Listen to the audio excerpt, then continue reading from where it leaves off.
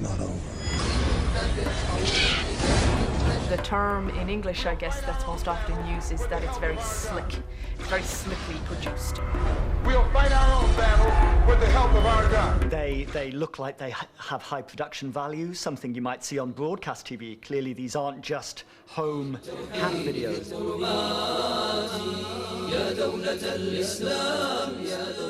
Afgelikte filmpjes die de jihad promoten om potentiële strijders te overtuigen. Veel ander materiaal gewoon gefilmd met de gsm, maar daarom niet minder wervend.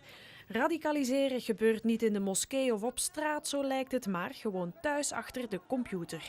The Islamic State have produced quite high quality content, and they are producing large amounts of that high quality content in a range of different languages, in a range of different formats. So you get still images, you get digital video content, there's a lot of audio content, they tweet a lot, etc. So they've put a lot of resources, like I say, into this online media strategy, clearly because they feel like it's having an impact. Ik spoor de jongeren aan om naar hier te komen. Deze oproep is niet enkel naar de mannen gericht, maar ook voor de vrouwen. Haast jullie o jongeren in Europa, en specifiek de jongeren van België, steden zoals Antwerpen, Vilvoorde, Brussel, Gent en Mechelen. Sta op en vul onze rangen. Een dwingende lokroep, maar kan zo'n internetpreek ook de doorslag geven om te vertrekken? Is it about watching these videos online? Is it about chatting to people in the Middle East online? Or is it actually, as many researchers say, much more about young men, because it is usually young men, and their social context at home? Do they have a job? How hopeful are they for the future? Are they disaffected, alienated within their own community? And then actually they perhaps reach out for an excuse sometimes for these kind of violent extremist activities. Geen eenduidig verband, maar politici hameren op strengere internetmonitoring. Online chat-apps zoals Snapchat of WhatsApp kunnen we niet controleren, dus wil David Cameron ze verbieden. But the question remains, are we going to allow a means of communication where it simply isn't possible to do that? And my answer to that question is no, we must not.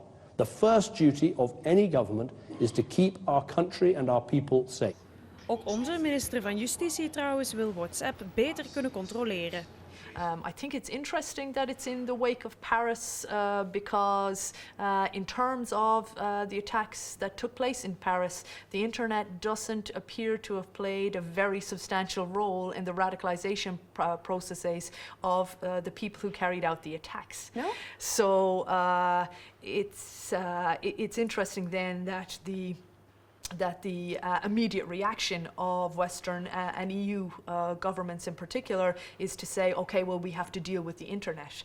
A group calling itself Cyber Caliphate, replacing CENTCOM's Twitter page logo with the message, I love you, ISIS. Vorige week werden de sociale media-accounts van het Amerikaanse Centrale Commando gehackt. Allemaal zonder al te grote gevolgen, maar zijn deze terroristen ook echt in staat om een cyberoorlog te voeren? I think in the long term you might see some extremist groups putting more of a focus on cyber attacks, but to be honest, what the counter-terrorism people I've spoken to for many years have said is terrorist groups can usually get much more media attention through car bombs or through those kind of techniques that they understand much better rather than sometimes quite complicated hacking activities that won't guarantee them the front pages on newspapers around the world.